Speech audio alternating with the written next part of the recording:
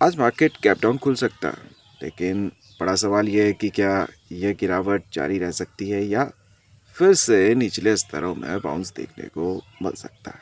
Gift Nifty कमजोरी दिखा रहा है, एफआईआई की भारी सेलिंग भी सामने आई है और ग्लोबल टेंशन भी बढ़ा हुआ है। ऐसे में आज का दिन ट्रैप बनेगा या एक अपॉर्चुनिटी लेकर आएगा। बिल्कुल क्लियर तरीके से डेटा और लेवल्स का पूरा गेम प्लान समझते हैं। नमस्कार दोस्तों, स्वागत है आपका आपके अपने चैनल निफ्टी 50 क्विक अपडेट पर। मैं संदीप नेगी, आपका ट्रेडिंग दोस्त। हम यहाँ मार्केट को आसान भाषा में समझते हैं ताकि हर ट्रेडर, नया हो या पुराना, मार्केट के डेटा को आसानी से समझ सके। वीडियो शुरू करने से पहले एक ज़रूरी बात, हमेशा की तरह यह वीडियो केवल एजुकेशन पर्पस के लिए है, सीखने उद्देश्य मैच।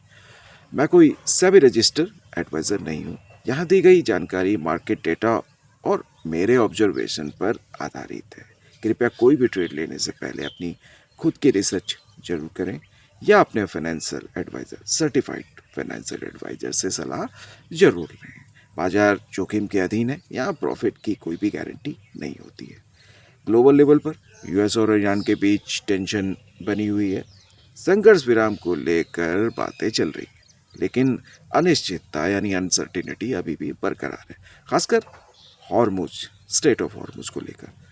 रिस्क बना हुआ, जहां से दुनिया का बड़ा हिस्सा ऑयल सप्लाई होता है। अगर यहाँ कोई रुकावट आती है तो कच्चे तेल यानी क्रूड ऑयल की कीमतों में तेजी आ सकती है, जिसका असर भारतीय बाजार पर भी देखने को पड़ेगा। अभी कॉरपोरेट में एचडीएफसी जो लाइफ में लीडरशिप की निरंतरता जो है देखने को मिली है, जो स्टॉक के लिए स्टेबिलिटी का संकेत हो सकती है। ग्लोबल मार्केट से हमें जो मिले जुले मिक्स संकेत मिल रहे हैं। कल यूएस मार्केट के में एप्पल और एनवीडिया जैसे दिग्गजों में गिरावट रही। इसका थोड़ा डायरेक्ट प्रेशर आज हमारे आईटी स्टॉक पर भी देखने को मिल सकता है।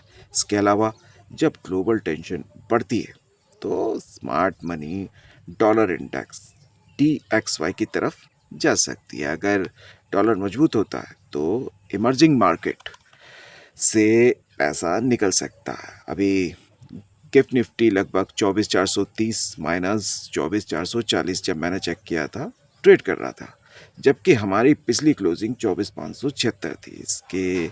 इससे यह संभावना बन रही है कि आज मार्केट लगभग 120 माइनस 140 पॉइंट के गैप डाउन के साथ खुल सकता है। ये ऑब्जर्वेशन है, इसे क्लैरिटी ना समझें। डेटा की बात करें तो एफआईआई ने ऑप्शन में लगभग 23,000 करोड़ की भारी सेलिंग की है, जिससे यह संकेत मिलता है कि ऊपरी स्तरों पर सप्लाई आ सकती है। लेकिन दोस्तों, हमें यह नहीं भूलना चाहिए कि कल डीआईआई यानी घरेलू निवेशकों ने भी 2200 करोड़ समथिंग की खरीदारी करके मार्केट को सपोर्ट देने की कोशिश की है। इसीलिए दोनों तरफ की लड़ाई है और निचले स्तरों से बाउंस की संभावना से पूरी तरह इनकार नहीं किया जा सकता। अभी डेटा और चार्ट के आधार पर आज के लिए महत्वपूर्ण लेवल जिन पर नज़र रखी जा सकती है। सपोर्ट की बात करें, 24,350 के आसपास एक सपोर्ट जोन दिख रहा है, जहां से मार्केट संभलने की कोशिश कर सकता है। अभी रुकावट रेजिस्टेंस की बात करें तो 24,550 से 24,600 एक मजबूत रेजिस्टेंस की तरह काम कर सकता है या सेलिंग प्रेशर देखने को मिल सकता है। ये ऑब्जर्वेशन है मेरी।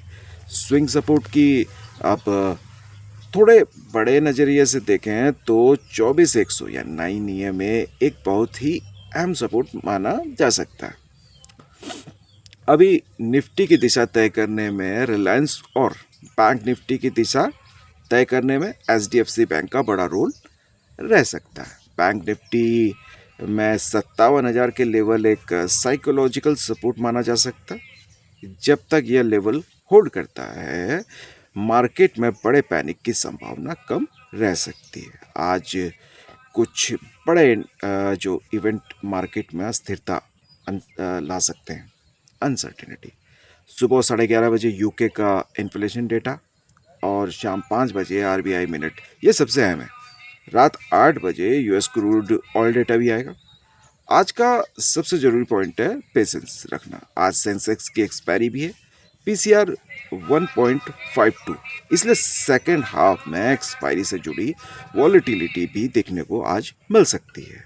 अब 15 मिनट ऑब्जर्वेशन अप्रोच जो मेरी तरफ से मैं बताता हूँ, मार्केट खुलने के पहले 15 मिनट सिर्फ ऑब्जर्व करना बेहतर हो सकता है। पहली कैंडल का हाई और लो मार्क करें।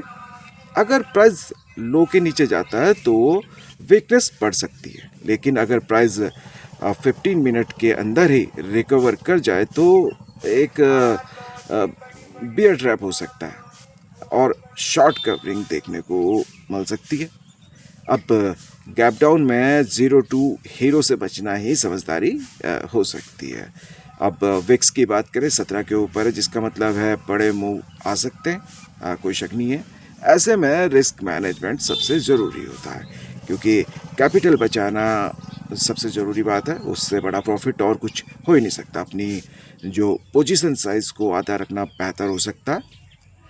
और अब 1 रेशियो जो रिवॉर्ड है 1:2 का रिस्क रिवॉर्ड फॉलो किया जा सकता है। ये अब आप अपनी हिसाब से देख सकते हैं, मैं यही करता हूँ। अब गैप डाउन देखकर फोमो में ट्रेड लेने से बचना चाहिए। अब पूरे जो डेटा को मिलाकर देखें तो ओपनिंग थोड़ी कमज़ोर रह सकती है। इसके बाद मार्केट स्टेबलाइज करने का या बाउंस करने की कोशिश कर सकता है।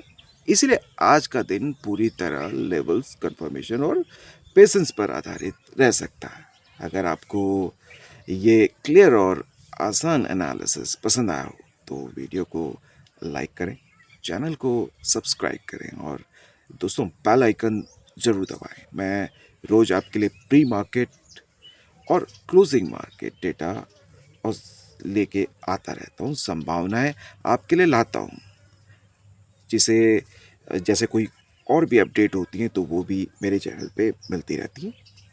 तो मिलते हैं अगली क्लोजिंग मार्केट वीडियो में, तब तक के लिए धन्यवाद।